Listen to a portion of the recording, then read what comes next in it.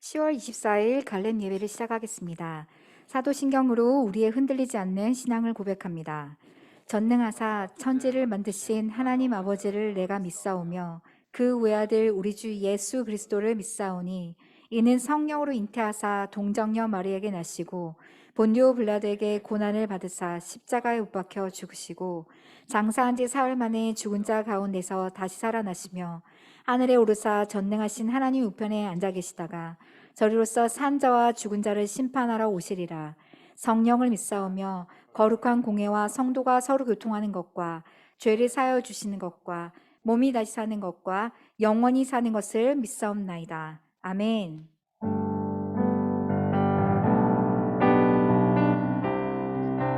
우리 마음과 정성을 다해서 찬양하기 원합니다. 아멘. 주 신실하심 놀라워, 주 신실하심 놀라워, 죄인의 마음 흔드네, 자비의 물가로 인도하시니 그 무엇도 끊지 못해. 주여 기억하소서, 주 백성 자녀들 신실한 주님의 약속. 주님의 은혜, 주님의 은혜 내게 넘치네, 나를 향한 주 공의와 사랑 놀라워, 공의와 사랑 놀라워, 약한 자 들어 쓰시네,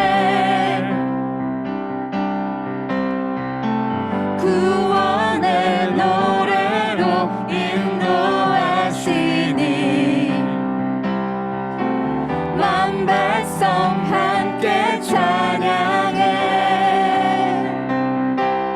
주여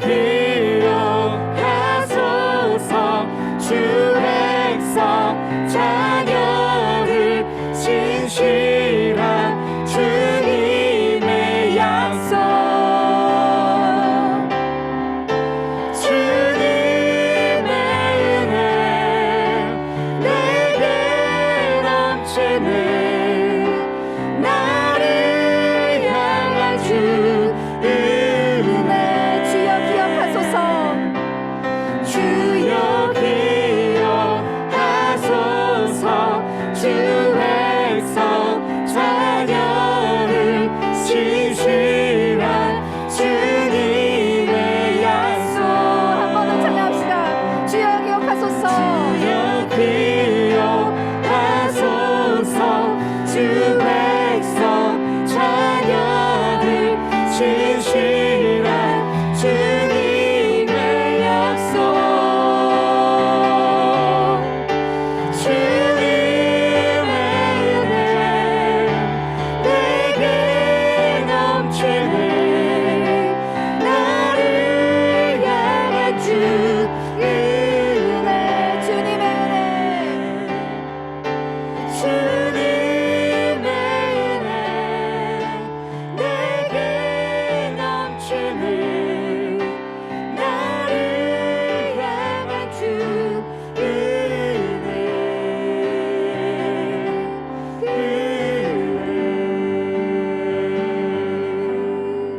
아멘.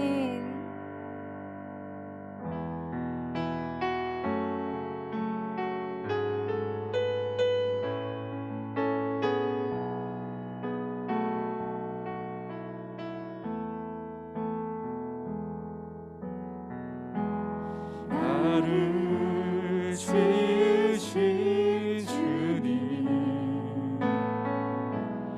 내 안에 계셔,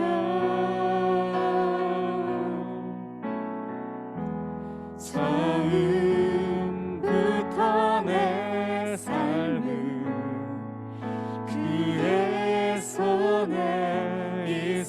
주셨죠. 나를 지으신 주님, 나를 지으신 주님, 내 안에 계셔. 처음부터 내 삶은 그의 손에 있었죠. 내 이름 아시죠? 내 이름 아시죠. 내 모든 생각도 내 흐르는 눈물 그가 닦아 주셨죠.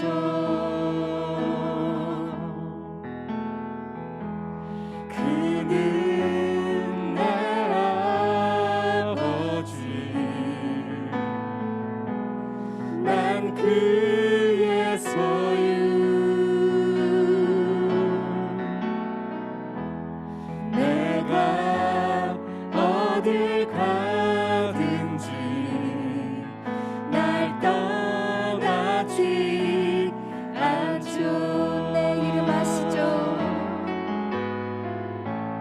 내 이름 아시죠. 내 모든 생각도 아바라 부를 때 그가 들으시죠. 내 이름 아시죠? 주님, 내 이름 아시죠. 내 모든 생각도 아바라 부를 때 아바라 부를 때 그가 들으시죠. 그가 들으시죠. 그가 들으시죠. 그가 들으시죠.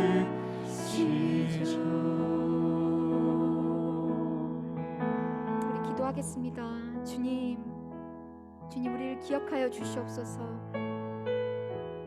처음 우리를 지으시고 만드신 그때를 기억하여 주시고, 하나님께서 나를 끝까지 포기하지 않으시고 구원하신 그 은혜를 베풀어 주시겠다 하는 그 약속 기억하여 주시옵소서. 내가 하나님을 잊고 잠시 떠나 방황할 때라도 하나님 기억하여 주시옵소서. 하나님, 내가 주님을 떠나서는 살 수가 없습니다.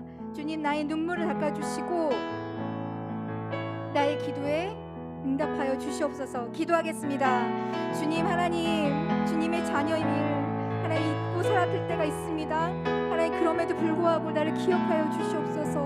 하나님, 내게 베풀어진 그 은혜, 구원의 은혜를 하나님 내가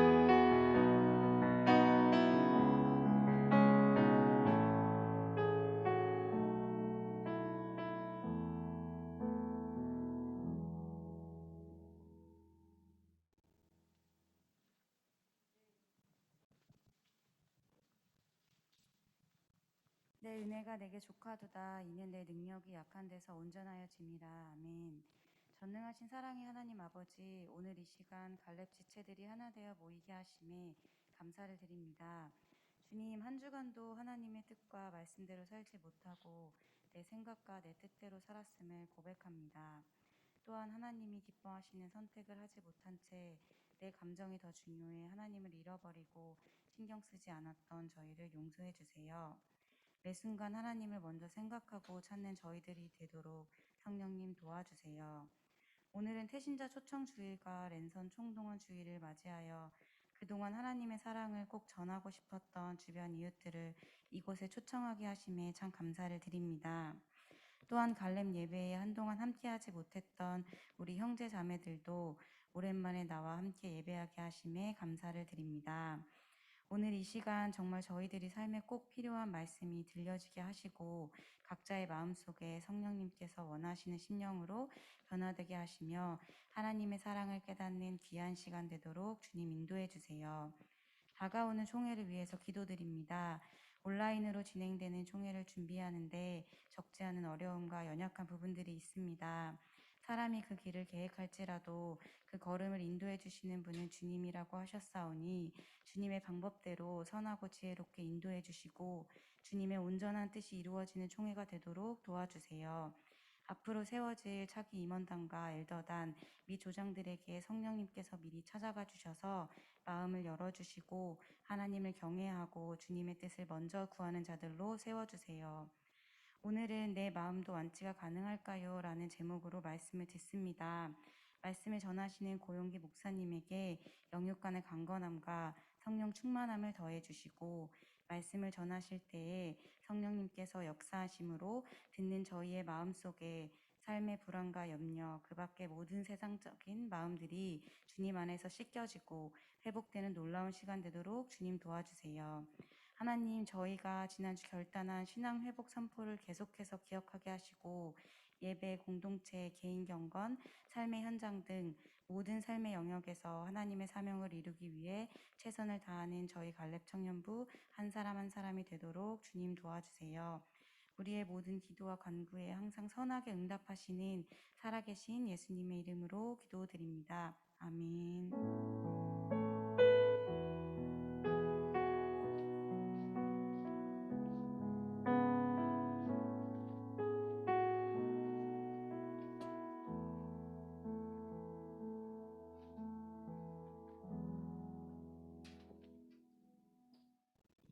아, 10월 24일 주일 갈렙 청년부 예배에 나오신 모든 분들을 주님의 이름으로 축복하고 환영합니다.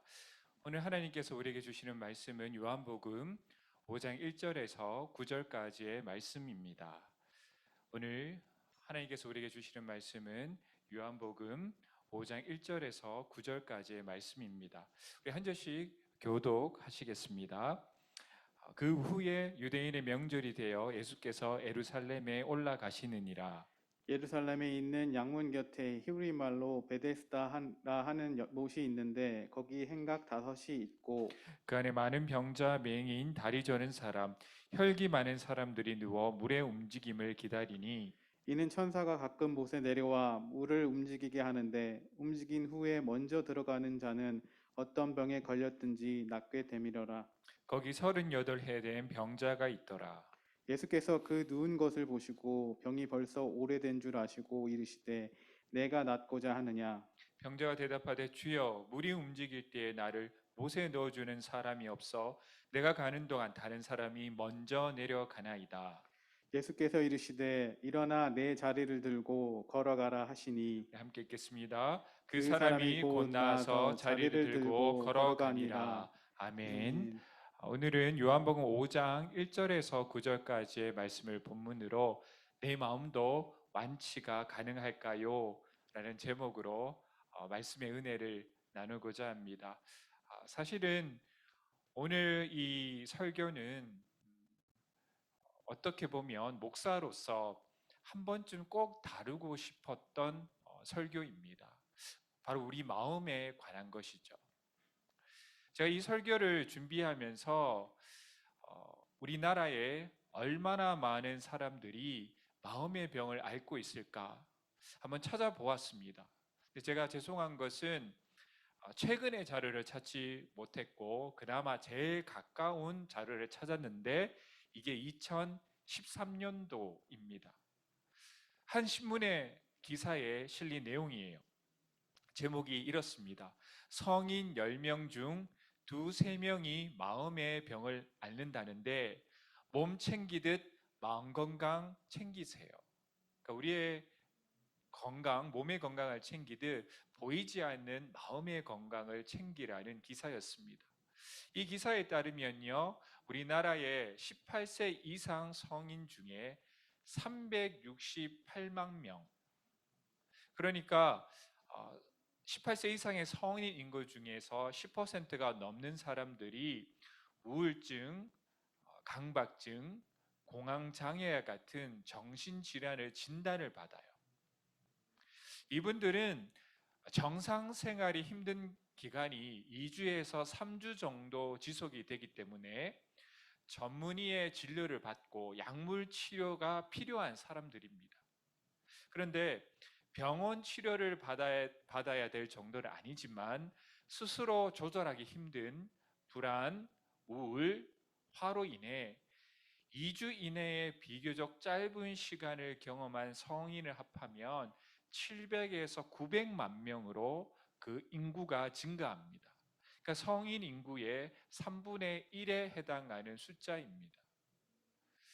이 신문 기사를 읽고 살면서 그 정도 마음앓이 하지 않는 사람 어딨어? 라고 읽어 넘어갈 수도 있는 부분이에요. 한 2주 정도, 3주 정도 견디기 힘든 우울과 불안, 화를 경험하지 못한 사람이 얼마나 될까요?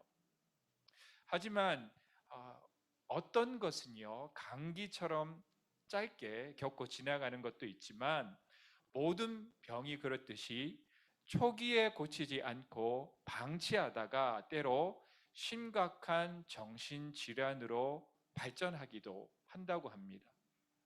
특히 우리나라 사람들은 마음의 병을 방치하고 일단은 참고 보는 경향이 많기 때문이에요.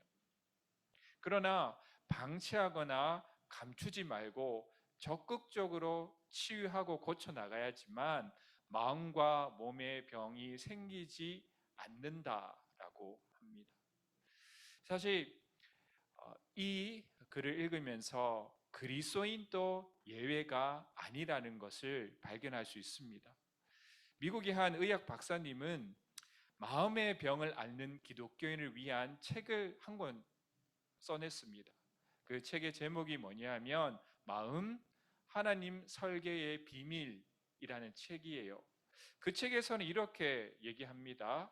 미국 전체 인구의 80% 이상이 기독교인인데 10대 임신과 낙태 비율이 서구 국가 중에서 가장 높은 곳이 바로 미국이라고 합니다. 음주 문제, 거짓말, 사기, 직무유기, 염려불안 수준에 대한 연구 결과를 한번 보면 기독교인이라고 해서 특별히 그렇지 않은 사람들과 차이가 없다라는 거예요. 이 말은 뭐냐면 하나님의 은혜로 충만하지 않으면 구원받은 그리스도인도 마음의 병에 시달릴 수 있다라는 것을 우리에게 알려주고 있습니다. 우리에게 마음의 병이 찾아왔을 때 우리는 이것을 방치하거나 참지 말고 하나님의 은혜로 우리 안에 틈탄 마음의 병을 조기에 발견하고 치료해 나가야 될 줄을 믿습니다.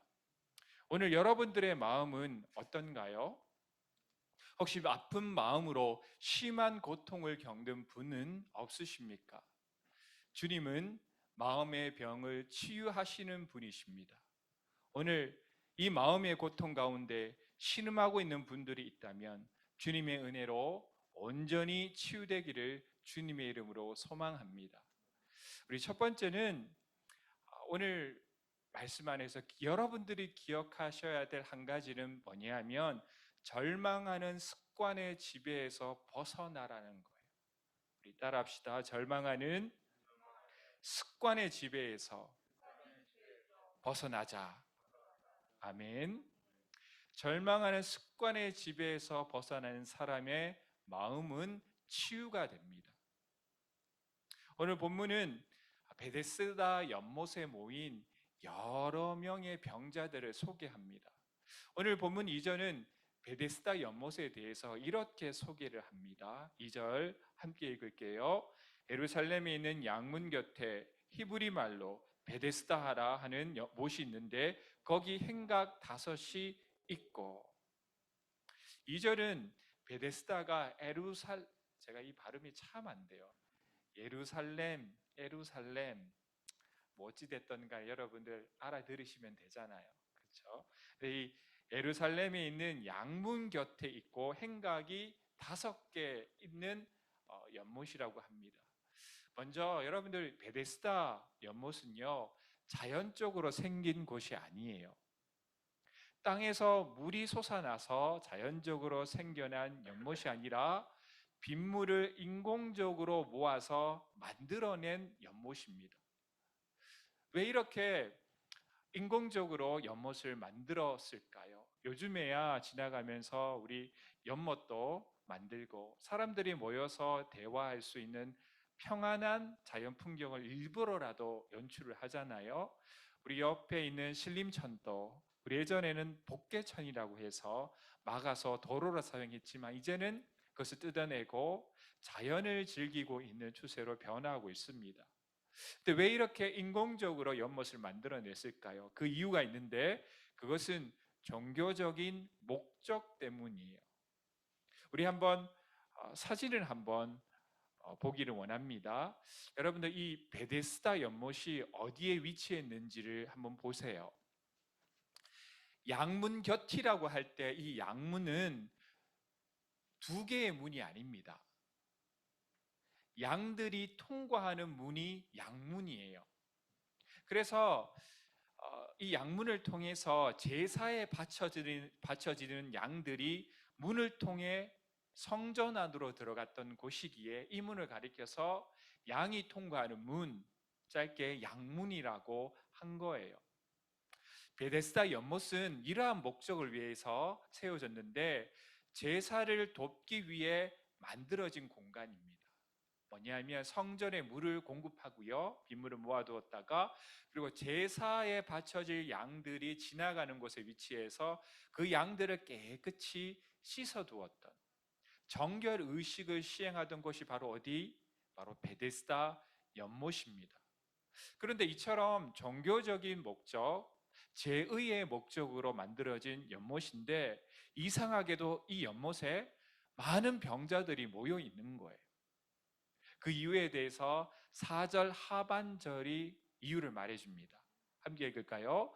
어떤 병에 걸렸든지 낫게 되밀어라. 아멘. 베데스다의 뜻은 자비라는 뜻인데 이 못은 불치병을 치유하는 아주 신비한 능력이 있다고 더 유명해졌습니다.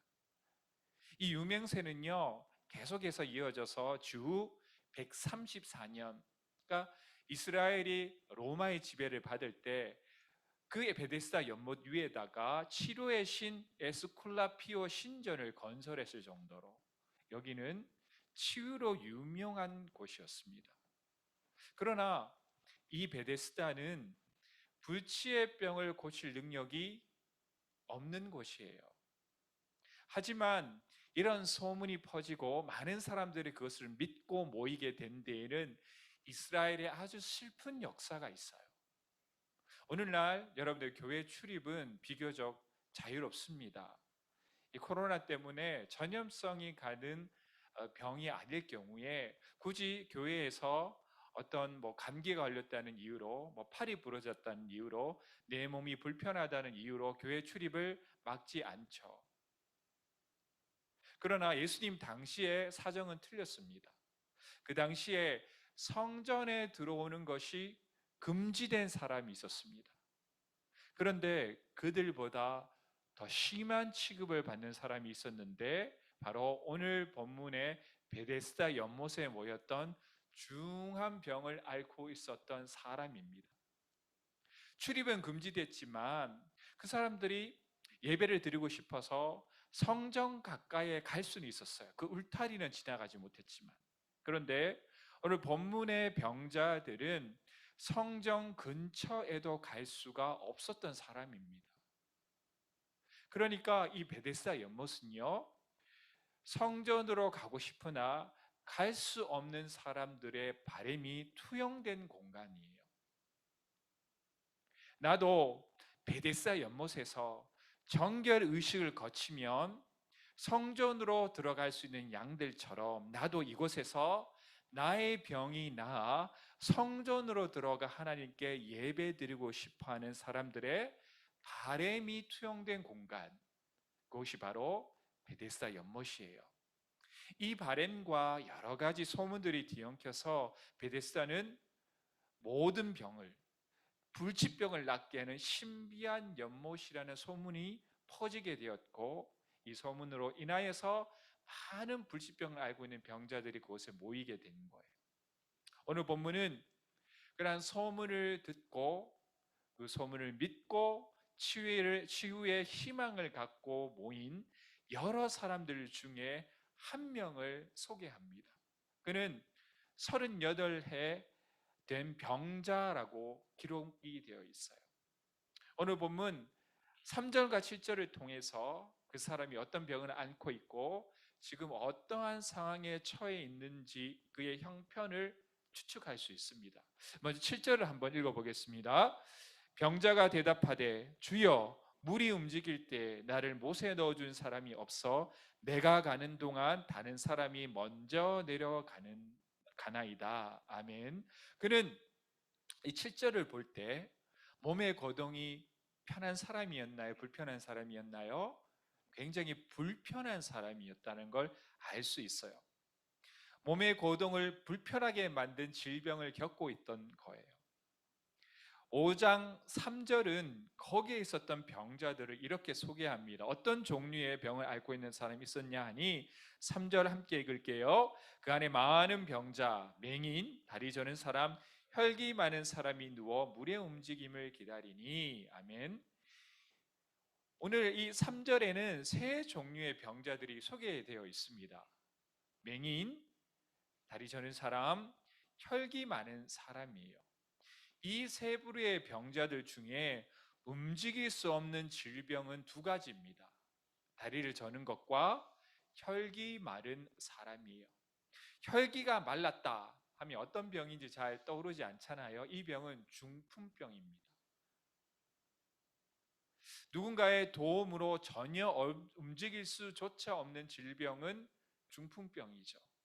다리 저는 사람은 비록 불편하지만 스스로 의지로 움직여서 연못까지 다다를 수 있었습니다. 이것을 볼 때 38년 된 병자는 중풍병을 앓고 있다라는 것을 우리는 알 수 있습니다. 또한 그를 도와줄 사람이 하나도 없는 형편에 놓여진 사람이라는 것을 우리는 3절과 7절을 통하여서 알 수 있습니다. 주님께서는 이 안타까운 형편에 놓인 사람을 고쳐주셨습니다. 완벽한 의사이신 주님은 이 사람의 질병을 먼저 진단을 하세요. 주님께서 이 사람이 가지고 있는 병을 어떻게 진단하셨고 또 어떻게 고쳐주었는지 오늘 본문 말씀 6절을 통하여서 우리는 알 수 있습니다. 6절 함께 읽을게요. 예수께서 그 누운 곳을 보시고 병이 벌써 오래된 줄 아시고 이르시되 내가 낫고자 하느냐. 6절에서 중요한 두 동사가 있습니다. 보았고 주님은 아셨어요. 주님이시기에 보고 아셨고 정확하게 진단했습니다. 그런데 6절을 보면 이상한 점 하나가 있습니다. 뭐냐면 주님께서는 보시고 아셨는데 이렇게 물으셨습니다. 내가 낫고자 하느냐? 내가 낫고자 하느냐? 너무나도 당연한 것 아닙니까? 38년 동안 병을 앓았고 베데스다 연못에 가서 마지막 지푸라기라도 잡는 심정으로 모여 있었는데 주님께서는 이 병자를 보시자마자 그의 병을 아셨고 그리고 네가 낫고자 하느냐라고 질문하셨습니다. 당연한 것인데 굳이 물으셨단 말이죠. 흐름으로 보면 이 둘 사이에 접속사 하나가 생략된 것 같습니다. 그래도입니다. 그래도 병이 주님은 벌써 오랜 줄 아셨습니다. 그래도 물으십니다. 내가 낫고자 하느냐? 주님이 이 질문을 통해서 지금 38년 병을 앓아온 이 병자가 무엇을 놓치고 있는지 그것을 보여주고 계신 거예요. 그는 낫고자 하는 의지를 잃어버린 거예요. 주님은 38년 된 병만큼 깊어져 버린 습관화된 무기력을 먼저 고치십니다. 네가 그래도 여전히 지금 또 낫고자 하느냐? 주님께서는 이 질문을 통해서 그의 의지를 먼저 확인하세요. 이 질문은 너무나도 당연한 것이었지만 사실 그가 오랫동안 잊고 지냈던 질문이었기 때문입니다.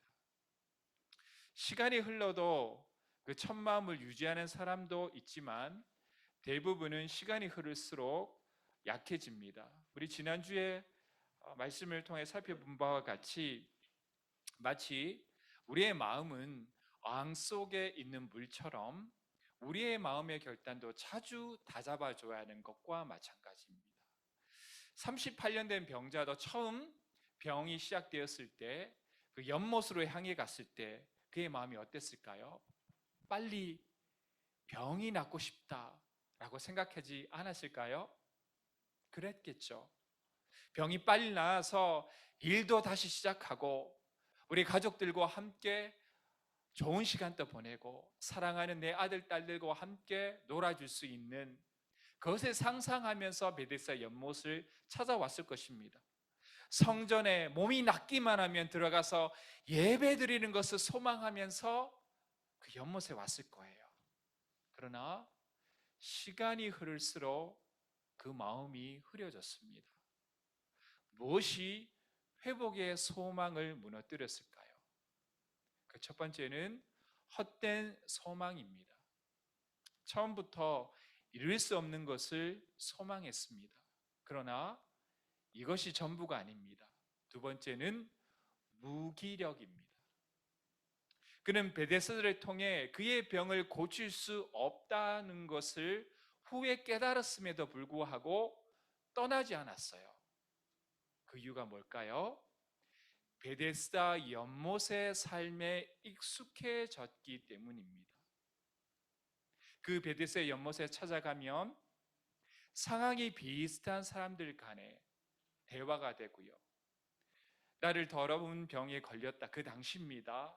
상종하지 않는 사람들이 대다수였는데 그곳에 가면 마음을 터놓고 이야기할 수 있는 사람들이 모여있던 공간, 그것이 바로 베데스다 연못이었습니다. 그는 어느 순간부터 낫고자 하는 희망은 사라진 채 베데스다 연못의 삶에 점차 익숙해져 갔습니다. 굳이 열심히 일하지 않아도 동정받을 수 있는 삶에 만족하게 된 거예요. 누가 너 왜 이제 낫고자 하는 희망조차 버렸니? 나는 성전에조차 출입할 수 없는 실패한 인생이야. 나한테 그런 말 하지 말아줘. 굳이 열심히 일하지 않아도 내 명예의 병 때문에 그런 것을 합리화할 수 있는 이유들을 찾기 시작한 거예요. 그리고 그 삶의 지배를 받기 시작합니다. 그 마지막 단계가 바로 습관화입니다. 그의 습관화된 무기력의 증거는 핑계대는 삶이에요. 우리 오늘 본문 말씀 7절 한 번 더 읽도록 하겠습니다. 하나, 둘, 셋. 병자가 대답하되 주여 물이 움직일 때에 나를 못에 넣어준 사람이 없어 내가 가는 동안 다른 사람이 먼저 내려가나이다. 이것은 핑계이죠. 주님은 이 헛된 소망에 무기력하게 지배당하고 있는 그의 마음부터 고치십니다. 저는 이 코로나가 우리 그리스도인들에게 던져준 마음의 병이 바로 이것이라고 생각해요.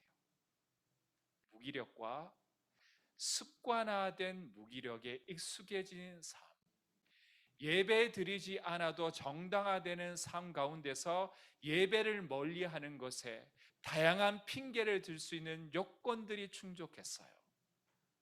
그 삶 가운데 우리도 처음에 코로나가 발견했던 그 시점에 주님, 내가 주님 앞에서 참다운 예배를 드리기를 원합니다라는 마음이 혹시 사라지신 분은 없으십니까? 이 코로나가 우리 마음에 가져온 마음의 질병은 바로 습관화된 무기력입니다. 주님의 이 목적은요, 그가 성전에 그를 완치가 된 뒤에 성전에서 만났을 때 하신 말씀을 통하여서 한 번 더 확인할 수가 있어요. 우리 오늘 요한복음 5장 14절 말씀 함께 읽도록 하겠습니다. 그 후에 예수께서 성전에서 그 사람을 만나 이르시되 보라 내가 나았으니 더 심한 것이 생기지 않게 다시는 죄를 범하지 말라 하시니. 여러분들, 헛된 소망을 품는 것도 위험합니다. 그러나 헛된 소망에 저항하지 않고 무감각해진 사람은 더 위험해요. 38년 된 병자는 희망이 깨진 마음을 고치지 않고 무기력하게 방치해 두었습니다. 그리고 방치해 둔 시간만큼 그것이 병인지도 잊게 된 거예요. 마음의 병이 무서운 이유가 바로 여기 있습니다. 고통이 무뎌져 일상이 돼버립니다. 우울이 습관으로 굳어져 버린 사람이 있습니다. 마음의 병이 생긴 사람은 기쁨으로 반응하는 것조차 잊어버립니다. 또한 습관적으로 절망부터 먼저 하는 사람이 있습니다. 그래서 소망으로 반응하는 방법조차 잃어버린 것은 나의 마음에 병이 들기 시작했다는 증거입니다. 우리의 예배도 마찬가지고요. 여러분들, 오늘 여러분들 아침에 딱 깼을 때 가장 먼저 뭘 하세요? 좀 너무 개인적인 질문이겠지만 대답을 듣기보다 여러분들이 내가 제일 아침에 일어나면 제일 먼저 뭘 하는지 한번 떠올려 보세요. 오늘 아침에 내가 일어나자마자 뭘 했는지. 일어나자마자 샤워를 하셨나요? 아니면 많은 분들이 이 대답할 것 같은데 핸드폰을 열고 메시지를 확인하셨나요? 아니면 주방으로 가장 먼저 달려가서 커피를 한 잔 타서 마시셨나요?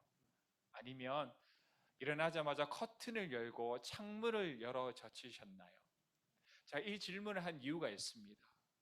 우리는 많은 행동을 습관적으로 하고 있기 때문입니다. 습관에 힘을 쓴 찰스 두이그는 그의 책에서 이렇게 말해요. 기억은 사라져도 습관은 남는다. 또한 미국의 심리학자 윌리엄 제임스는 이렇게 말합니다. 우리는 매일 결정하는 선택들이 신중한 판단의 결과라고 생각하지만 그렇지 않다. 대부분의 선택은 습관의 산물이다. 그러므로 이 마음의 병을 유발하는 내 안에 더러운 죄의 습관이 있다면 찍어내 버려야 되는 거예요. 우리 마음에 이미 예배 드리지 않는 삶의 습관이 들어있다면 우리는 하나님과의 진실된 만남과 예배를 통해서 부어주시는 은혜를 방해하는 이 더러운 습관을 찍어내 버려야만 합니다. 그래야지만 우리들이 살아날 수 있는 거예요. 여러분들 기억하시기 바랍니다. 마음은 그릇입니다. 마음은 뭐라고요? 마음은 그릇이에요. 은혜가 충만하여서 우리의 마음의 그릇이 단단할 때는 나쁜 일이 생겨도 감사와 기쁨으로 받아냅니다. 그런데 은혜가 메말라서 우리의 마음이 약해지면 똑같은 일이 생겨도 그 일을 마음이 받아내지를 못해요. 종종 견딜 수 없는 큰 아픔을 겪고 마음의 병이 생기는 사람이 있습니다. 마음이 담아낼 수 없는 고통으로 그의 마음이 깨진 것이죠. 그런데 마음이 깨지고 부셔졌다고 해서 마음의 병이 생기는 것이 아닙니다. 마음이 깨진 것을 방치할 때 병이 생깁니다. 마음은요, 스스로 회복 능력이 어느 정도가 있어요. 그래서 힘든 일을 당했더라도 대부분의 사람들은 스스로의 회복 능력으로 치유가 됩니다. 자연 치유가 돼요. 그런데 그것이 이루어지지 않은 사람이 전문의의 치료를 받고 약을 먹어야지만 그의 힘으로 이제 되살아나게 되는 거예요. 저희 첫째 아들이 어느 날 제가 어떤 일인지 모르지만 되게 심하게 혼이 났어요. 근데 둘째 아들은, 그러니까 첫째 아들이 혼이 나면 옆에서 이렇게 집안 분위기를 봐서 나도 혹시 혼나지 않을까, 그래서 옆에서 조용히 있어요. 그런데 어느 날은 첫째 아들을 막 혼내는데 둘째 아들이 자기는 혼나지도 않아요. 옆에서 막 울고 있는 거예요. 그래서 저녁에 이제 뭐 다 혼낸 것도 이제 다 지나가고 자기 전에 둘째 아들에게 제가 물었습니다. 너 형이 혼날 때 왜 무서웠니? 라고 물었더니 이렇게 얘기하는 거예요. 아빠, 저녁에 형이 야단 맞을 때 내 마음도 부러진 것 같았어요. 이 부러졌다는 말은 우리 둘째 아이가 만든 용어인데 부서지고 무너졌다의 합성어입니다. 그래서 부러진 것 같았어. 그래서 형이 야단 맞는 모습 보니까 내 마음도 너무 아팠어요 라고 얘기를 하더라고요. 그런데 그렇게 둘째 아들의 마음이 부러졌다가도 다음 날이면 장난꾸러기의 모습으로 되돌아갑니다. 우리 마음이 자연스럽게 회복이 되는 거예요. 마음의 병은요, 다시 일어설 수 있는 힘을 잃어버릴 때 생깁니다. 그런 면에서 마음의 병은 생명과 같아요. 뭐와 같다고요? 생명과 같아요. 여러 색 중에 할 수 있다라는 색깔을 보지 못하게 만드는 것이 바로 마음의 병입니다. 코끼리는 12톤을 움직일 수 있는 아주 힘이 센 동물이에요. 12톤이라고 하면 상상이 잘 안 갑니다. 우리 종찬이가 1톤이 되나? 아, 네, 미안해, 이런 거 물으면 안 되는데. 예, 뭐 그러니까 여러분들 쉽게 네, 미안하네 묻고 나니까 하여튼 괜찮죠? 맞아요. 뭐 그 정도 가지고. 근데 12톤을 움직일 수 있는 아주 힘이 센 동물인데, 그런데 어렸을 때는 코끼리의 힘이 셀까요? 약할까요? 그 정도로 강하지는 않아요. 그렇기 때문에 이 조련사가 튼튼한 말뚝에 이 코끼리를 메어둔다고 합니다. 그러면 이 코끼리는요, 아무리 몸부림쳐도 벗어날 수 없다는 사실을 어느 순간 깨닫게 돼요. 도저히 안 된다는 한계에 익숙해진 코끼리는 그 말뚝을 뽑을 수 있는 충분한 힘을 가진 어른이 되었는데도 말뚝을 뽑고 자유의 몸이 될 생각을 하지 않게 된다는 거예요. 이것이 마음의 병의 가장 무서운 점입니다. 그러나 우리는 누구입니까? 베드로전서 2장 9절은 우리가 누구인지 분명히 말해주고 있습니다. 우리 함께 말씀을 읽도록 하겠습니다. 그러나 너희는 택하신 족속이요 왕같은 제사장들이요 거룩한 나라요 그의 소유가 된 백성이니 이는 너희를 어두운 데서 불러내어 그의 귀한 빛에 들어가게 하신 이의 아름다운 덕을 선포하게 하려 하심이니라. 아멘. 여러분, 단지 마음에 받은 상처 때문에 할 수 없어 라고 말할 때가 있습니다. 그때 선포하시기 바랍니다. 내가 누구이며 나를 돕는 자가 누구인지, 우리는 내게 능력 주시는 자 예수 그리스도 안에 모든 것을 할 수 있다는 것을 믿음으로 선포하시기 바랍니다.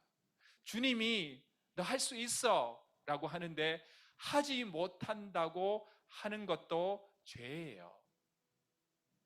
하나님이 나를 사랑하시는데 스스로 나는 사랑받을 자격이 없다고 하는 것은 하나님을 무시하는 행위입니다.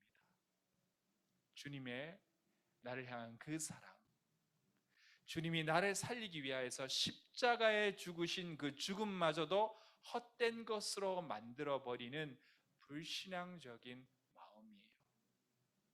우리는 내게 능력 주시는 자 안에서 모든 것을 할 수 있습니다. 우리의 마음의 그릇을 강하게 만들어 가시기 바랍니다. 어떤 것이든 간에 그 고통보다도 더 큰 하나님의 은혜와 사랑이 우리와 함께 하고 있기 때문입니다. 철학자 중에 스피노자는 이렇게 말했어요. 자신은 할 수 없다고 생각하고 있는 동안 그것을 하기 싫다고 다짐하고 있는 것이다. 그러므로 그것은 실행되지 않는 것이다. 할 수 없다고 생각하는 동안 그것을 하기 싫다고 다짐하는 것이다. 그러므로 그것은 실행되지 않는 것이다. 우리가 하나님께서 우리에게 마음을 주실 때 그 인생을 살아가면서 우리에게 많은 고통과 불안과 아픔이 찾아올지라도 그 아픔을 통하여서 나는 할 수 없다고 생각하는 것이 아니라 하나님, 나는 주님께서 주시는 은혜로 이 모든 것을 이겨낼 수 있습니다. 생각과 마음을 하나님의 은혜로 열어가시기 바랍니다.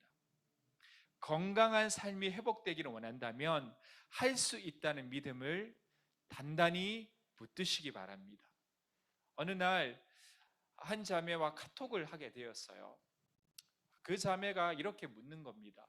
목사님, 왜 하나님은 자기를 잘 믿는 사람에게 큰 고통을 주시나요? 요즘에 큐티 하면서 욥에 대해서 묵상하다 보니 또 주위에 있는 한 친구가 이런 고민을 갖고 있어서 목사님에게 질문했다는 거예요. 제가 이렇게 대답했습니다. 크리스찬이란 고통이 없는 사람이 아니라 주님의 사랑으로 불안을 평안으로, 두려움을 용기로, 절망을 소망으로 바꿔 나가는 사람이다. 주님께 주시는 힘으로 고난과 불안과 아픔이 없는 삶이 아니라 그것을 이겨내 주시는 예수 그리스도의 힘으로 말미암아 그것을 바꿔 나가는 사람이 바로 하나님의 자녀된 우리임을 믿으시기 바랍니다. 여러분, 깨진 병에 물을 부으면 어떻게 되죠? 우리 사진 한번 볼까요? 깨진 병에 물을 부으면 어떻게 돼요? 다 새 나갑니다. 그런데 깨진 병에 물을 부어도 새지 않는 경우가 있죠. 어떤 경우입니까? 사진을 볼까요? 더 큰 물 속에 들어간 항아리는 물이 새지 않습니다. 우리도 그렇습니다. 우리 마음이 깨졌을 때, 스스로의 힘으로 그 마음이 회복되지 않을 때 더 큰 하나님의 은혜에 잠기기를 주님의 이름으로 소망합니다. 그 큰 은혜가 우리의 깨어진 마음을 회복시켜주는 더 큰 힘을 줄 것입니다. 그리고 그 은혜와 그 사랑이 우리의 마음의 그릇을 단단하게 빚어나갈 것입니다. 다윗은 고난으로 마음이 깨질 것 같은 상황에서 시편 31장 19편을 통해서 이렇게 기도합니다. 여러분들 인생 가운데 불안과 고통과 아픔이 클 때마다 다윗처럼 이 기도를 기억하시고 기도하시는 여러분들 되시기 바랍니다. 함께 읽겠습니다. 주를 두려워하는 자를 위하여 쌓아두신 은혜, 곧 주께 피하는 자를 위하여 인생 앞에 베푸신 은혜가 어찌 그리 큰지요. 하나님께서 우리 인생에 베푸신 은혜가 얼마나 큰지 스스로의 힘으로, 스스로의 마음 안에 용기와 희망을 발견할 수 없을 때 주님께서 주시는 은혜로 여러분을 채우시기 바랍니다. 주님께 주시는 힘에는 능력이 있습니다. 치유의 힘이 있습니다. 절망을 소망으로 바꿔 나가는 것이 바로 하나님의 은혜입니다. 고린도후서 9장 8절은 하나님의 크신 은혜에 대해서 이렇게 말합니다. 우리 함께 읽겠습니다. 하나님이 능히 모든 은혜를 너에게 넘치게 하시리니 이는 너희로 모든 일에 항상 모든 것이 넉넉하여 모든 착한 일을 넘치게 하게 하려 하심이라. 아멘. 여러분들 깨어지고 무너져 있다면 나는 원래 그런 사람이야 방치하고 내버려 두지 마세요. 깨어진 마음을 회복시키시기 바랍니다. 무너지고 깨어진 예배를 회복시키시기 바랍니다. 방치해둬서 그 헛된 마음이, 그 무기력이 여러분의 인생을 지배하도록 내버려 두지 마세요. 뭐라고 했습니까? 하나님은 우리들을 하나님의 자녀라 부르셨고 왕 같은 제사장이라 말씀하셨습니다. 그 은혜의 빛을 발휘하시는 우리 인생이 되기를 원합니다. 여러분들, 마음의 병은요, 자주 뒤집기 타이밍을 놓친 식빵과 같아요. 제가 이제 종종 아침이 되면 빵을 구워 먹는데 이제 요리도 잘 하지 못하면서 두 가지 일을 동시에 하려고 할 때가 있어요. 그러니까 제가 제일 요즘에 맛있게 먹는 샌드위치가 뭐냐면 식빵을 구워요. 그리고 우리 은희 자매가 선물해 준 블루베리 잼, 100% 핸드메이드, 그 잼을 이렇게 발라요. 그리고 스팸을 좀 얇고 길게 잘라가지고 굽습니다. 그래서 식빵을 굽고 잼을 바른 다음에 거기다 스팸을 딱 얹고 먹으면 단짠의 정석. 나는 되게 이거 되게 불량식품 같다 했는데 먹어보면 너무 맛있는 거예요. 그래가지고 그래서 우리 아들들도 좋아하고 해서 자주 해줍니다. 근데 제가 이제 이렇게 굽다가 먼저 구워놓은 식빵 애들한테 빨리 주려고 막 잼도 바르고 스팸을 하다 보면 빵이 타버려요. 그걸 보면서 그런 생각을 했습니다. 우리의 마음도 저렇지 않을까? 돌릴 수 있는 타이밍을 놓치면 크게 타들어가는 것이 우리의 마음입니다. 그리고 되돌리기도 힘듭니다. 돌아갈 수 있다는 소망이 들 때, 돌아가도 늦지 않다는 마음이 들 때 여러분들 돌아가시기 바랍니다. 지금 여러분들의 마음은 어떤가요? 혹시 마음의 문제로 고통 가운데 있는 분들이 있으십니까? 인생의 고통으로 마음이 깨질 때마다 더 큰 하나님의 은혜로 부서지고 무너진 마음이 회복되기를 주님의 이름으로 소망합니다. 우리들의 예배, 하나님을 향해 드려지는 모든 기도와 찬양이 학습된 무기력으로 더 이상 예배의 은혜를 느끼지 못할 정도로 무너져 버리기 전에 되돌아오시기 바랍니다. 그래서 하나님께 주시는 충만한 은혜를 통하여서 여러분의 깨어진 마음이 회복되기를 주님의 이름으로 소망합니다. 오늘 시간 우리 찬양 드리시면서 하나님 앞에 기도했으면 좋겠습니다. 하나님, 인생 살아가면서 우리 인생 참 쉽지 않죠. 마음의 고통 가운데 신음하고 있는 나를 불쌍히 여겨주시고 세상 가운데서 기쁨을 찾지 아니하고 세상 가운데 즐거움을 찾지 아니하고 내 인생을 주관하시고 내 인생을 인도하시고 나를 가장 사랑하시는 그분 하나님, 그분이 주시는 위로로, 그분이 주시는 힘으로 내 마음이 치유될 수 있습니다. 여러분들, 힘들면 누구 찾아가나요? 나와 싸운 사람 찾아가나요? 나를 가장 잘 이해할 수 있고 가장 사랑하는 사람을 찾아가잖아요. 그분이 바로 우리 곁에 있습니다. 바로 성령 하나님입니다. 그분을 외면하고 다른 즐거움을 통해서 내 마음을 위로하지 마시기 바랍니다. 하나님께 주시는 은혜는 우리의 마음을 완치시키는 치유의 능력이 있다는 것을 믿으시기 바랍니다. 오늘 이 시간 찬양 드리면서 하나님, 괴로울 때마다 주님 얼굴 바라보겠습니다. 함께 찬양하기를 원합니다.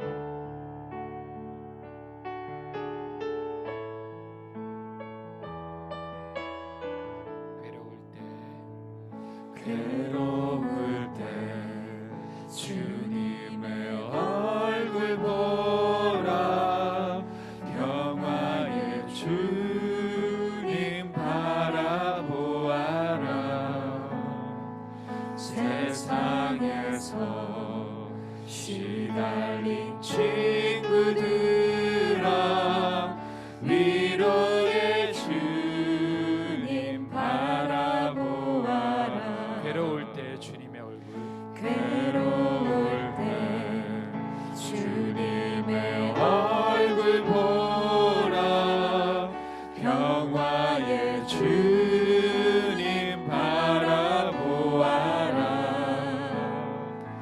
세상에서 시달린 친구들아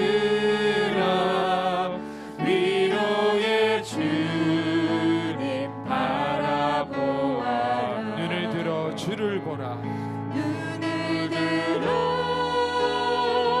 주를 보라.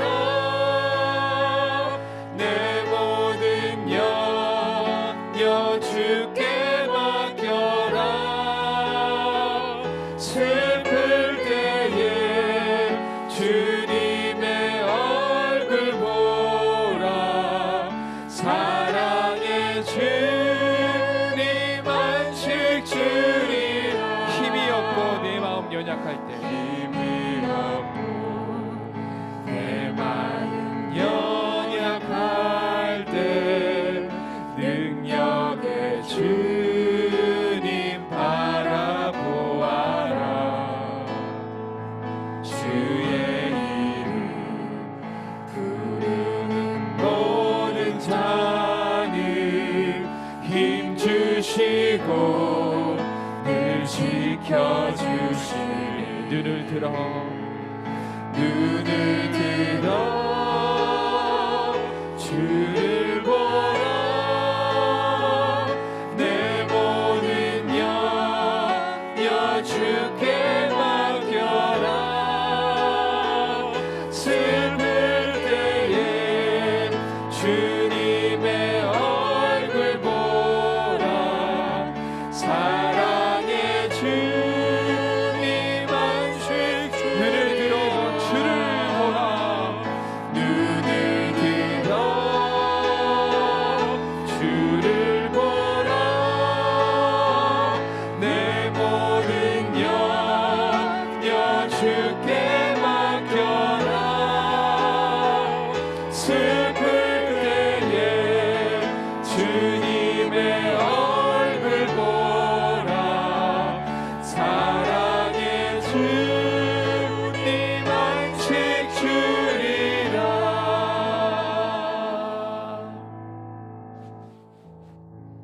여러분들의 마음은 지금 어떻습니까? 치열한 생존 경쟁, 때로는 남들보다 뒤처진 것만 같은 내 인생, 모든 사람들이 행복한 것 같은데 나만 불행한 그런 마음이 들 때, 여러분들의 깨어지고 부서진 마음은 어떻게 회복하고 계십니까? 하나님에게는 치유의 능력이 있습니다. 하나님의 은혜는 절망을 소망으로 바꿔주는 세상에 줄 수 없는 능력이 있습니다. 여러분, 마음의 고통이 찾아올 때 하나님 앞에 나아가십시오. 그리고 하나님께 주시는 은혜로, 하나님께 주시는 사랑으로 여러분들의 마음이 치유되게 해달라고, 오늘 시간 세상 즐거움 취하지 아니하고 하나님께 주시는 은혜를 찾고 그의 사랑 안에서 내 마음 고쳐달라고 오늘 시간 주여 한번 크게 외치고 통성으로 기도드립니다. 주여, 아버지 하나님, 오늘 시간 주님 앞에 기도합니다. 힘이 없고 내 마음 연약할 때 능력의 주님 바라보게 하여 주시옵소서. 힘 주시고 위로해 주신 하나님, 눈을 들어 주님을 바라보고 모든 연료 주님께 맡기고 사랑의 주님이 주시는 그 안식을 내가 얻기를 원합니다. 아버지 하나님, 나를 위로하여 주시옵시고 세상에 고통당하고 마음이 부서지고 무너진 자들은 아버지 하나님께서 찾아와 주셔서 위로하여 주시옵시고 보듬어 주시옵시고 그의 마음에 하나님께 주시는 사랑과 은혜로 채워주시옵소서. 주님의 얼굴을 바라보며 하나님께 주시는 안식으로 치유받게 하여 주시옵소서. 아버지 하나님, 인도하여 주시옵소서. 하나님, 우리 인생 가운데 때로는 기뻐할 일들이 너무나 없고 슬퍼한 일들만 가득할 경우가 있습니다. 너무나도 내 자신이 낮아 보이고 부족해 보일 때 하나님께 찾아가기를 원합니다. 나를 가장 높여주시고 나를 가장 사랑하시는 그분의 사랑, 그 깊은 사랑으로 내 마음이 완치되기를 원합니다. 더 이상 고통 가운데 힘들어하지 아니하고 하나님 앞에 나아가 무기력이 습관화되어 내 마음을 지배하지 아니하도록 나를 인도하여 주시고 하나님께 주신 힘으로 절망을 소망으로 불안을 평안으로 바꿔 나갈 수 있는 우리 모두가 되게 하여 주시옵소서. 이 모든 말씀 예수 그리스도의 이름으로 기도드립니다. 아멘. 우리 나를 지으신 주님 찬양 드리시면서 준비하신 헌금 드리도록 합니다.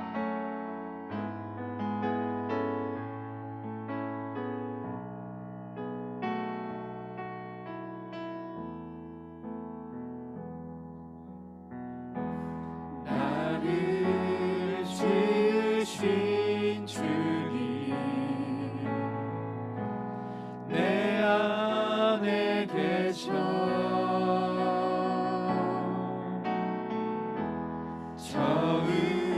처음부터 내 삶은 그의 손에 있었죠.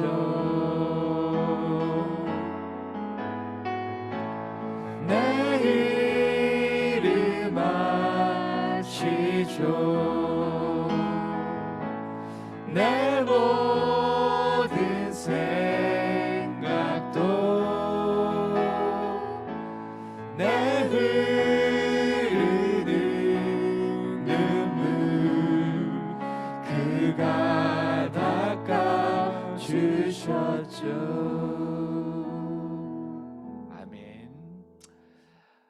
우리 찬양이지만 너무나도 아멘을 할 수밖에 없는 너무나도 귀중한 가사였습니다. 오늘은 태신자 초청 주일인 동시에 갈렙 청년부 총동원 주일입니다. 우리 총동원 주일이라는 이름에 걸맞게 여러분들 예배 가운데 예배를 사모하는 마음으로 많은 분들이 오시기를 바랍니다. 여러분들 정말 예배는요 하나님께 드려져야 될 약속입니다. 깨어져서는 안 될 약속이에요. 그리고 예배는 하나님의 축복이 예비되어 있습니다. 이 예배를 통하여서 힘을 얻고 또 그 힘을 가지고 세상에 나아가 하나님의 빛된 자녀로서의 삶을 그 영향력을 펼쳐나가시기를 바랍니다. 혹여나 오랜만에 우리 갈렙 청년부 예배 온라인에 들으신 분이 있다면 정말 축복하고 환영하고요. 여러분들 지속적으로 시작된 이 예배가 드려질 수 있도록 여러분들의 마음을 다 잡으시기 바랍니다. 그리고 함께 다 잡아 나가서 우리 갈렙 청년부가 정말 현장에 열릴 때 정말 크게 회복될 수 있는 그냥 청년부가 되기를 원합니다. 한 주간도 주님께 주시는 힘으로 승리하시기를 바랍니다. 우리 헌금 기도 드리고 축도 드림으로 10월 24일 갈렙 청년부 예배 하나님 앞에 올려드립니다. 아버지 하나님 감사합니다. 나를 사랑하여 주시고 나의 모든 것을 아시는 하나님, 그러나 우리가 인생의 고통과 불안이 찾아왔을 때 하나님이 아닌 다른 것에 더 많이 의지하였음을 이 시간 고백드립니다. 하나님을 의지하고 우리의 마음을 완치시켜 주실 분은 하나님 밖에 없다는 것을 기억하게 하여 주시옵소서. 드려진 예물 오롯이 하나님의 나라의 영광과 또 교회를 위해 사용되게 하여 주시어서 이 예물을 통하여서 하나님 나라가 더욱더 크게 확장되게 하여 주시옵소서. 한 주간의 삶 가운데서도 주님께 주시는 힘으로 마음의 고통을 이겨나갈 수 있도록 주님께서 은혜 내려 주시옵소서. 이제는 주 예수 그리스도의 그 신뢰와 아버지 하나님의 극신하신 사랑과 성령의 위로하심이 지금 마음의 고통으로 인하여서 부서지고 무너진 사람들에게 하나님께 주시는 사랑과 은혜로 회복되기를 원하는 이 자리에 모여 함께 예배드린 모든 주의 청년들에게 이제로부터 영원토록 함께 있을지어다. 아멘.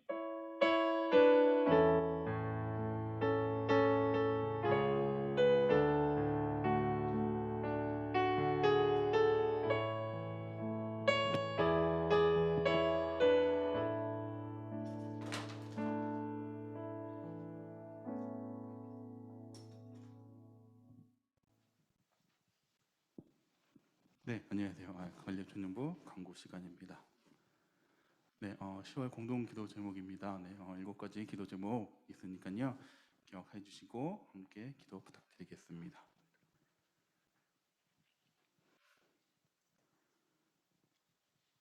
네, 오늘 태신자 전도 운동 주일로 드려졌습니다. 혹시 태신자 작정하고 했는데 못 오셨거나 아니면 오신 분들 위해서 계속 지속적으로 기도 부탁드리고요. 네, 다음에 꼭 초청할 수 있도록 계속 기도하고 기도 부탁드리겠습니다. 네, 관례천년부 카카오톡 채널이 오픈되었습니다. 네, 계속 카카오 문자나 그러니까 카카오 메시지로 전달해 드리고 있고요. 오늘 아사지에 광고 QR 코드도 있으니까요. 카카오 채널 관례천년부 카카오 채널 가입 채널 추가 부탁드리겠습니다. 그리고 오늘 생일을 맞으신 분들은 10월 29일 김현진 자매님, 김문우 형제님입니다. 네, 오늘 총 동원 주일로 드렸고요. 네, 오늘 출석률 1등부터 3등조에게는 마지막 주에 발표해 드리겠습니다. 네, 임시총회 관련돼서 회장님 나오셔서 광고 계속 이어서 진행해 주시겠습니다. 네, 저 얼굴 보이나요? 네. 안녕하세요. 저는 관례천년부 회장 이수영입니다. 반갑습니다. 네, 오늘 요거 전에 광고 한번 보여주시겠어요? 예. 광고 보시면 총회 관련돼서 오늘 설명을 좀 드리려고 하는데 총회 보시면 일정이 좀 변경이 됐어요. 그래서 그거를 좀 잠깐 말씀드리려고 하는데 원래 일자는 10월 31일 날 임시총회를 하는 걸로 되어 있었는데 저희가 여러 가지 논의를 하는 과정 중에서 좀 더 좋게 준비를 하려고 일주 정도 일단 미뤘습니다. 그래서 양해 부탁드리고요. 보시면 임시총회 일자는 11월 7일 그리고 이때 뭘 하냐면은 회칙 투표랑 임원단 후보자 선출이 있습니다. 그리고 총회 일정, 정기총회죠. 11월 21일 그리고 이때는 각종 보고가 있고요. 뭐 회계 보고, 서기 보고, 총무 보고가 있고, 근데 거기서 아시겠지만 뭐 임원단 투표가 있습니다. 이제 그렇게 좀 양해 부탁드리고요. 그리고 회칙 개정 관련돼서 몇 가지 좀 안내를 드릴 텐데요. 회칙 개정은 10월 27일 21시, 그러니까 9시죠. 9시에 저희가 카페에 일단 저희가 논의한 바를 1차로 업로드를 드릴 테니까요. 이거를 만약에 다운받아 보시고 내가 이런 것들을 뭐 추가하거나 아니면 의견이 있다거나 그런 것들이 있으시면 10월 27일부터 11월 7일까지 총무한테 문자로 보내주시면 되겠습니다. 만약에 총무 전화번호를 모르신다 그러면 아시는 임원단에서 뭐 보내주셔도 됩니다. 그래서 총무한테 문자나 카톡으로 이런 거는 수정하고 조금 추가했으면 좋겠습니다. 이렇게 의견을 주시면 될 것 같습니다. 다음 잠깐 보겠습니다. 근데 이번에 총회를 진행하는데 좀 특이한 방법이 있어요. 그래서 우리가 온라인으로 한 번도 총회를 진행해 보지 않았잖아요. 그래서 조금 생소하실 분들이 있을 것 같아서 제가 조금 설명하는 자료를 만들었고요. 이 자료는 저희 카카오톡 채널에도 한번 올리고요. 그리고 조장분들을 통해서도 전달을 할 테니까 오늘 제가 설명드리고 나중에 모르시는 부분이 있으면 한번 천천히 보시면 다 이해가 가능하실 겁니다. 네, 한번 넘어가 볼까요? 예, 우선은 요거는 제가 일단 캡처를 뜬 것들을 자료로 좀 만드는 건데요. 요거 진행할 때 우리가 여기 줌으로 이제 총회를 진행한다고 말씀드렸잖아요. 줌 들어오시는 방법은 다 아시니까 그거는 전체 자료에 있고 여기에는 일단 뺐고요. 줌을 이제 들어오셔서 첫 번째로 하실 거는 음소거 상태를 유지를 해주셔야 돼요. 예, 음소거 상태 유지를 해주시고 저 밑에 있는 버튼을 눌러주시면 음소거가 가능합니다. 예, 그 다음 장 보시면 그리고 후보 추천을 이제 해야 되잖아요. 뭐 후보 추천도 그렇고 우리가 뭐 말로 이렇게 하는 것보다는 아무래도 채팅이 조금 더 왜냐하면 마이크를 이렇게 쓰시는 게 조금 이제 좀 어려우실 수도 있으니까 저희가 채팅으로 하는 걸로 통일을 했습니다. 그래서 이게 보시면은 이제 잘 모르시는 분들도 계실 수 있지만 오른쪽 밑에 더보기라고 있어요. 이 더보기를 누르시면 각종 옵션들이 나오는데 이게 굉장히 중요합니다. 이 더보기를 누르셔야만 채팅 화면이 나옵니다. 그 맨 위에 보시면 채팅이라고 되어 있죠. 그거를 누르셔야 채팅을 칠 수가 있습니다. 그걸 누르신 다음에 그럼 어떻게 하느냐 그러면은 이제 만약에 후보를 내가 추천하고 싶잖아요. 그러면 어떻게 하느냐? 여기서 추천하고자 하는 분의 직분과 연차 이름을 아래 예시와 같이 작성하신 다음에 전송 버튼, 거기 전송 버튼 오른쪽에 있죠? 전송 버튼을 누르시고 중요한 거 뭐냐? 추천하는 이유도 꼭 같이 적어 주셔야 된다는 거예요. 예를 들어서 지금 회장 후보로 파리 이수영을 추천합니다라고 돼 있잖아요. 이유가 신앙이 건실하고 청년부를 위해 항상 노력하는 모습 보고 그게 그렇습니다. 이런 식으로 연차, 이름 그리고 추천하는 이유를 저희가 말씀드리면 채팅방에 쳐주시고 그러면은 저희가 그거를 자격이 되시는지 거기 자격이 후보 자격이 지금 나와 있거든요. 그래서 최근 4개월 출석 15% 이상 갈렙 청년부 출석 1년 이상 그 세례교인 요 세 가지가 충족하는지를 즉석에서 제가 확인을 할 거예요. 그래서 만약에 요게 충족한다 하면은 그때 후보 등록을 진행하게 됩니다. 네.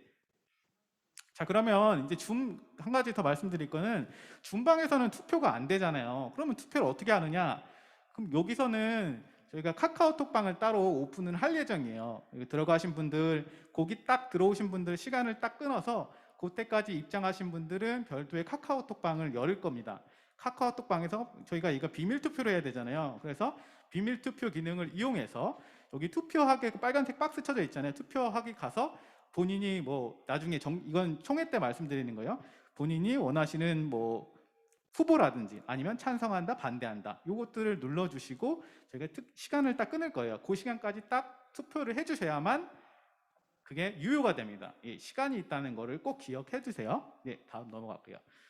예, 그렇게 해서 이건 아시겠지만 뭐 후보자 이름 옆에 요 투표하시는 방법은 다 아마 아실 거예요. 그래서 클릭하시고 투표하기를 누르셔야 되고 말씀드린 대로 시간 초과하시는 무효 처리가 되기 때문에 저희가 시간을 이제 뭐 3분, 2분을 끊을 수가 없었고요. 옵션상 끊을 수가 없어서 그냥 저희가 시간을 재고 그 시간 이후는 투표가 안 되는 걸로 그렇게 얘기를 할 예정입니다. 네, 그거 꼭 기억해 주시고 자 주의사항 넘어갈게요. 자 여기서 어떻게 보면 이게 더 중요할 수도 있어요. 예, 기타 안내사항에 임원단 공지드린 시간까지 줌에 입장하신 분에 한해서 투표가 가능합니다. 줌 방에 몇 시부터 몇 시까지 몇 시까지 입장해 주세요. 그러면 그 시간까지 들어오신 분에 한해서 투표 가능하다는 거 요거 알고 계셔야 될 것 같고요. 그리고 카카오톡과 줌을 저희가 사용을 해야 되기 때문에 어쩔 수 없이 온라인으로 하니까 그래서 만약에 요게 줌이나 카카오톡이 조금 접속이 어려우신 분들도 계실 수 있잖아요. 만약에 그런 분들을 위해서 이게 문자로는 무기명 투표이기 때문에 문자로는 조금 어려워요. 그렇기 때문에 저희가 할 수 있는 방법을 여러 가지 좀 고민해봤는데 결국은 만약에 정말 투표가 하고 싶은데 카카오톡이나 그런 것들을 할 수가 없는 상황이다, 줌을 할 수가 없는 상황이다 하시면 여기 갈렙 청년부 뒤에 저희가 일종의 뭐라고 해야 되나요? 투표소 같은 거를 좀 만들 예정이에요. 그래서 그거를 만들면은 그쪽에 오시면 저희가 줌이나 카카오톡을 설치를 해 놓을게요. 그래서 거기서 직접 출석을 해서 우리가 투표를 거기서 이제 뭐 물리적으로 하실 수 있도록 그렇게 말씀드리도록 하겠습니다. 네. 그리고 요거 외에 만약에 조금 모르겠다 기타 사항은 임원단에게 말씀해 주시고요. 그리고 요거에 관련된 자료들은 저희가 계속 공유를 하고 왜냐하면 이게 조금 어려우실 수 있기 때문에 처음 하는 거라서 계속 자료로 공유를 해드리고 저희도 계속적으로 할 수 있는 만큼 좀 설명을 자세히 드리도록 하고요. 제가 아까 말씀드린 출석률 기준 15% 요거는 아직 확정된 건 아니고 조금 더 업데이트가 되면 다시 말씀을 드리도록 하겠습니다. 네, 오늘 제가 총회 때문에 이렇게 좀 설명을 드렸고요.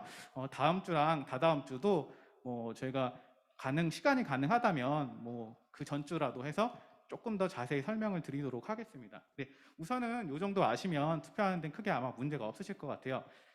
지금 시간이 4시 44분이거든요. 그래서 제가 볼 때는 4시 50분에 4시 50분부터 5시 50분까지 동기 모임을 진행을 하는 걸로 그렇게 조금 10분 일찍 하겠습니다.